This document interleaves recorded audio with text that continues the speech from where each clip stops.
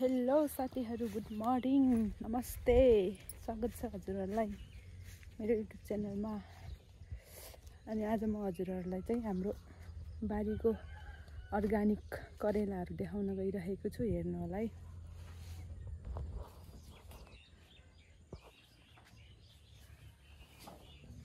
कति फलेछ गाइस, हेर्नु। Organic organic organic organic त्यहाँ माथि दुईटा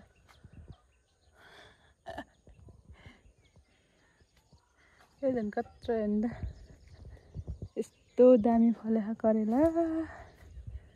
के गर्नु,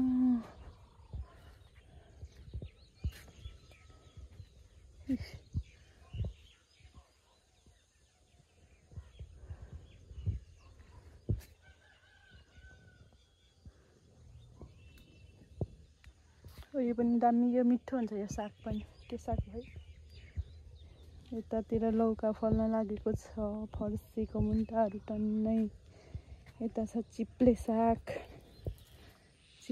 पनि छ। हरबरा एकदमै अर्गानिक खाइन्छ साथीहरु, अर्गानिक तरकारी। यता चिप्ले भेन्टीहरूको लागि नि अब यतिको भइरहेको छ। हाम्रो करेसाबारी यस्तै छ, अर्गानिक चिजहरू भइरहेछ। अब साथीहरु, म चाहिँ यो फर्सीको मुन्टोहरू टिपेर तरकारी बनाउँछु।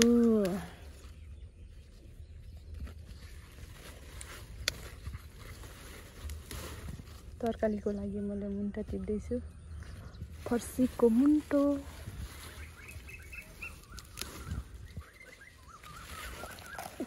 मिठो बनाएर खानुपर्छ आज।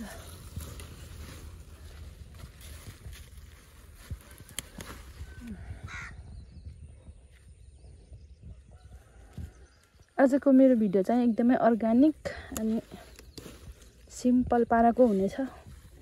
सो हजुरहरूलाई के कस्तो लाग्छ कमेन्टहरू गर्दै गर्नु होला है त।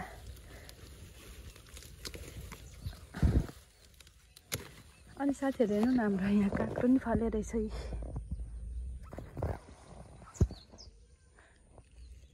देख्नुभयो, काँक्रो फल्दैछ, चिचिलाहरू हाल्दैछ, त्यहाँ पनि रहेछ।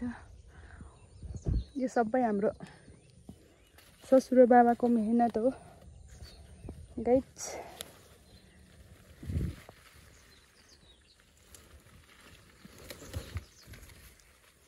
यसको क्रेडिट चाहिँ ससुराबालाई जानेछ हैन। कति धेरै छ फर्सीको मुन्टाहरू। काँक्रो चाहिँ टन्नै लगाउनु भएछ।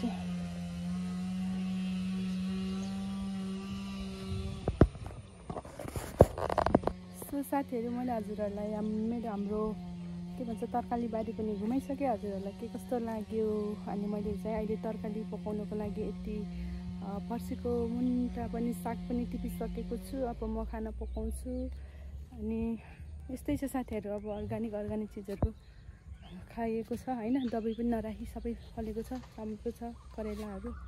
सो हजुरहरूलाई के कस्तो लाग्यो कमेन्ट गर्नु होला। हजुरहरूलाई भिडियो कस्तो लाग्यो हेर्दै गर्नु होला। अनि म अब न्यू भिडियो फेरि लिएर आउने छु। सो हेर्दै गर्नु होला है त। मेरो च्यानलमा नयाँ हुनुहुन्छ भने सब्स्क्राइब पनि गरिदिनु ल। Bye bye.